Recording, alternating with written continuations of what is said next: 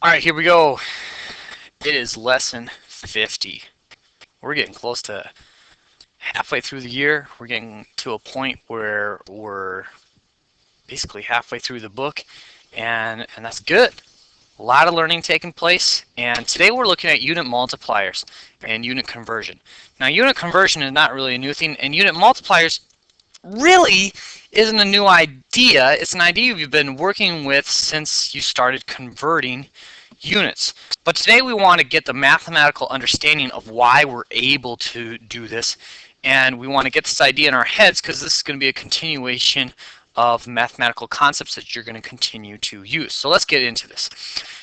If I look at numbers by themselves, I can say, okay, if I had a number that once I factored it out, I got 2 times 2 times 3, and then 2 times 2 times 5.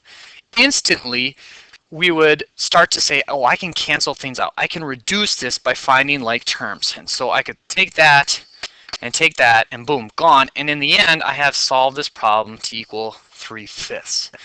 Well, just like that concept works with the numbers, our units really work in a similar fashion, right? If I have a problem where I want to convert 2 feet into inches, what I really need to do is I need to have this understanding that 1 foot equals 12 inches, and I'm going to multiply that by my 2 feet. And by multiplying that by my 2 feet, I'm going to understand that it's going to be 2 times 12 to get me an answer of 24.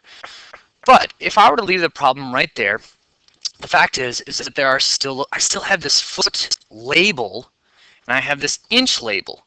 But all I want is the inch label. So how do I get rid of the foot label? And that's where what we call a unit multiplier comes in. A unit multiplier is this fraction that we set up, our understanding that there are 12 inches in 1 foot. But when I do this, suddenly I can take the feet and the feet and I can cancel them out because we're using multiplication. And because of that, I can cancel them out. And when I cancel them out, now the feet, that label has disappeared. Right? And that's what we want to focus our lesson on today, is understanding what a unit multiplier is, and then how do we use them for unit conversion, so that not only do we get the correct number, but we also understand why the label is what it is. All right, here we go. So, first of all, we just want to identify unit multipliers. So, we have this idea that 3 feet equals 1 yard. That's something we have understood for a long time. Now, what does it mean to have a unit multiplier? Well, if I were to take 3 feet and I wanted to do some converting, right, I would understand that 3 feet is the same as 1 yard.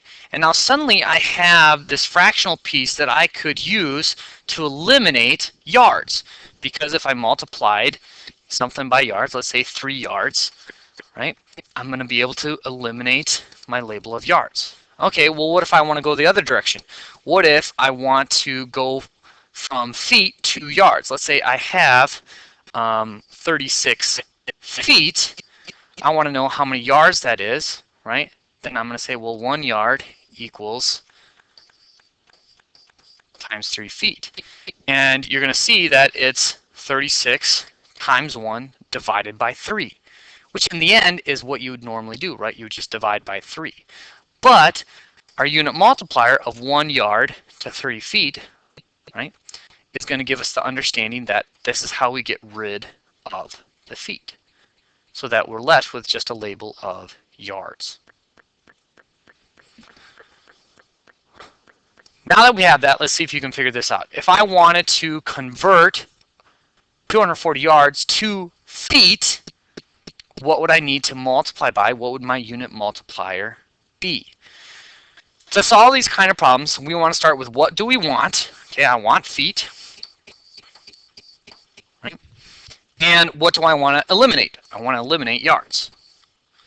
And so I put my labels first, feet to yards. Now I want to understand what is the relationship. The relationship from feet to yards, as we just discovered, or rediscovered, is 3 to 1. 3 feet to 1 yard. Now, if I solve for this, I can take 240 yards right? And we just place it over 1. It's kind of like any number, right? I can take any number and put it over 1, just like I can take 240 yards and put it over 1, right? I don't need to have a label on that 1. It's just an understanding. But now I can solve, right? Boom, boom, those are gone. 3 times that is going to give me an answer of, what's that, 720? Yeah, 720. I think that's right. 1, 2, 3, 4, 5, 6, 720. And then we can put our feet label there to work with that. All right. Your turn. How are we going to do this one? 240 feet, 2 yards. Ready, set, go.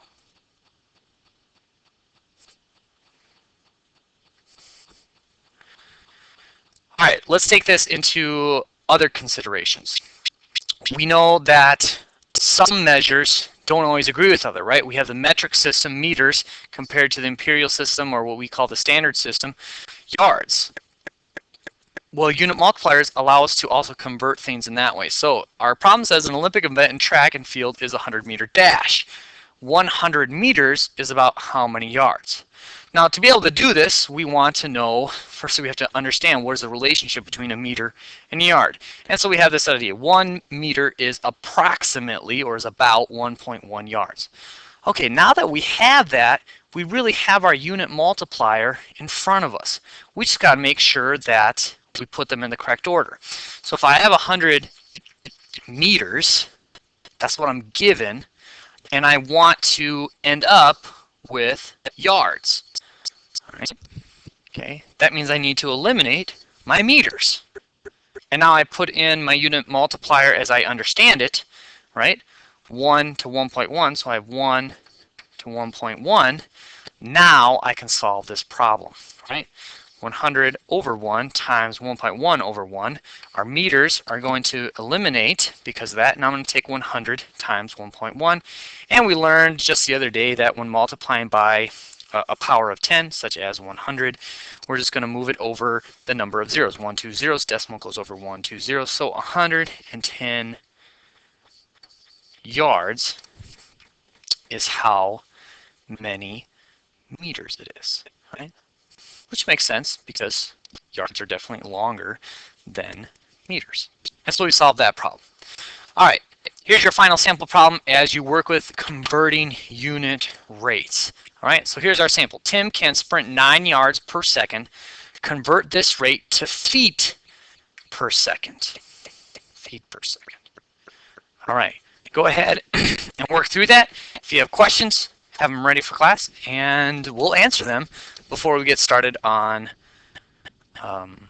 you working through the lesson. All right, that's it for lesson 50.